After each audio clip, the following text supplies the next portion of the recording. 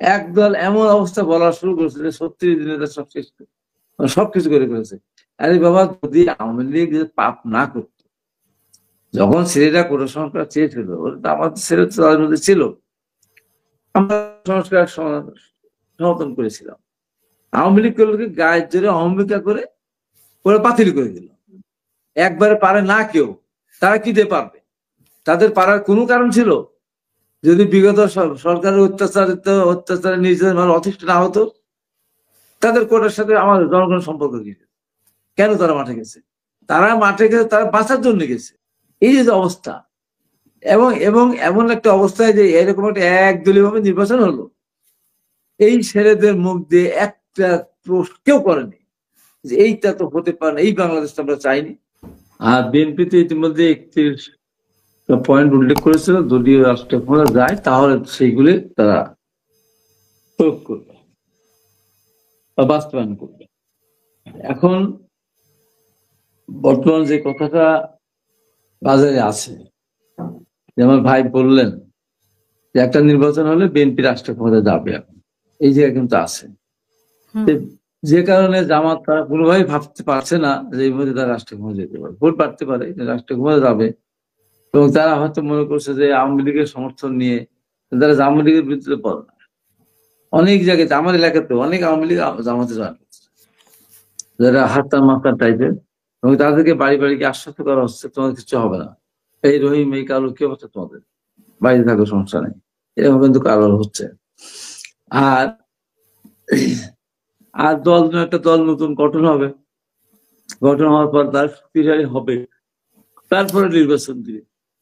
এই যে এটা তো হতে পারে নির্বাচন কতদিন, যতদিন নির্বাচন না হবে ততদিন সংকট ঘনীভূত হবে।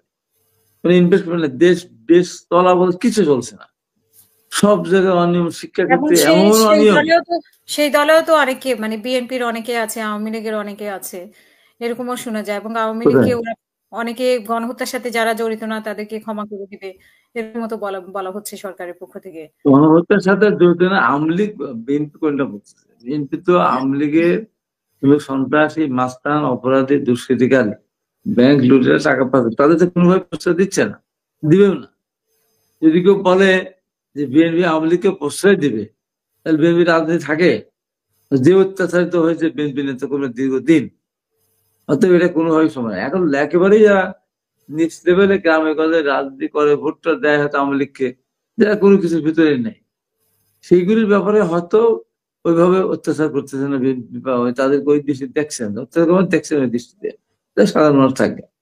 তাছাড়া এখানে আওয়ামী লীগকে সমর্থন দিয়ে, আওয়ামী লীগকে সাথ দিয়ে তো বিএনপি কথা বলেন, বলবে কি করে? ঘরে ঘরে, পাড়ায় পাড়ায়, মহল্লা বললে, বাড়িতে বাড়িতে অত্যাচারিত হয়ে যেত, মিথ্যা মামলা দিয়ে জেলে নিয়ে গেছে, জমি দখল করেছে, খাল দখল, জমি হয়তো খাজনা করে সে কিছু কাজ করতে, সেখান থেকে ফসল কেটে নিয়ে গেছে, পুকুর দখল করে নিয়ে গেছে, পুকুর মাছ মেরে নিয়ে গেছে।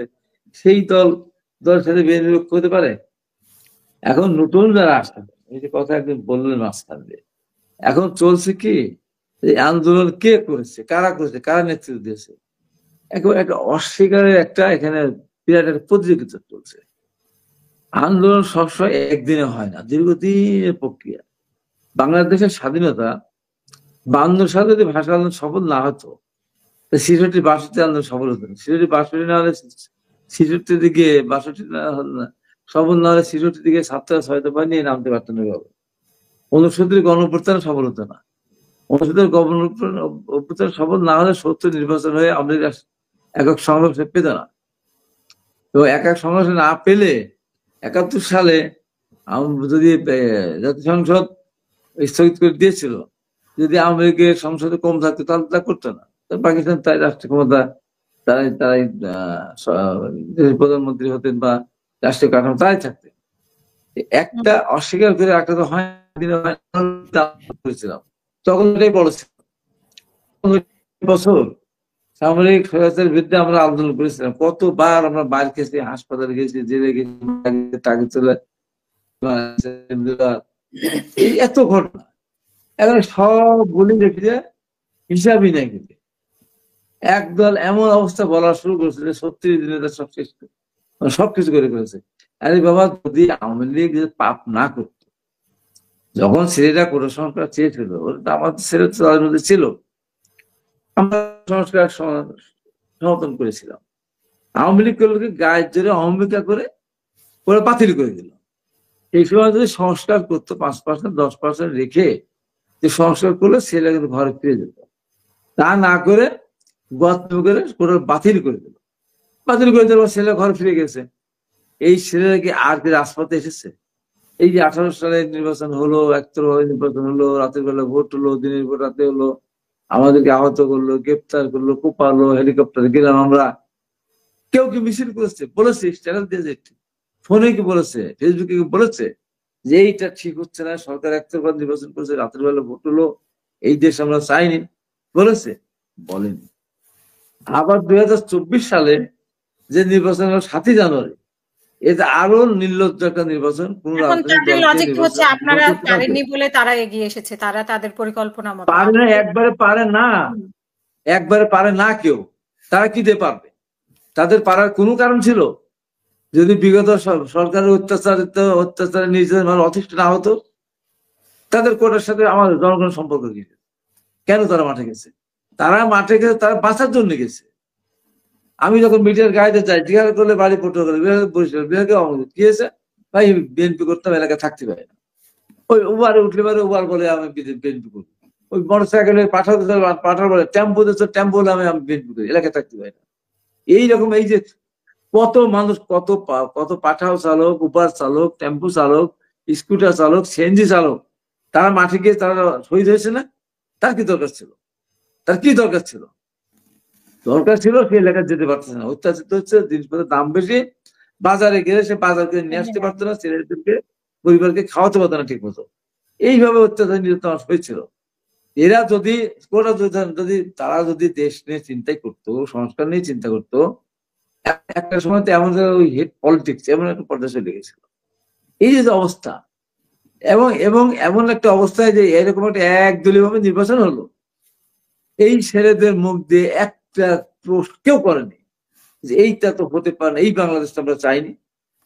বলেছে? বলেনি। আমি তো জেলখানা থেকে বেরিয়ে আসলাম, 21শে এপ্রিল, আপনি তার সাক্ষী। যেদিন আমি বের হয়েছি সেই দিনই আপনার সাথে আমি টক শোতে করেছি, আমি রাজনীতি করি বললাম।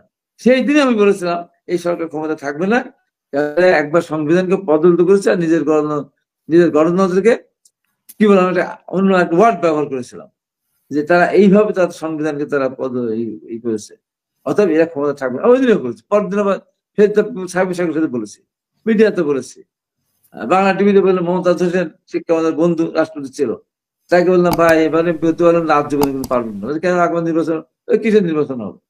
এই বেদেশে আওয়ামী লীগ নির্বাচন করতে পারবে না, নির্বাচন হয়ও না।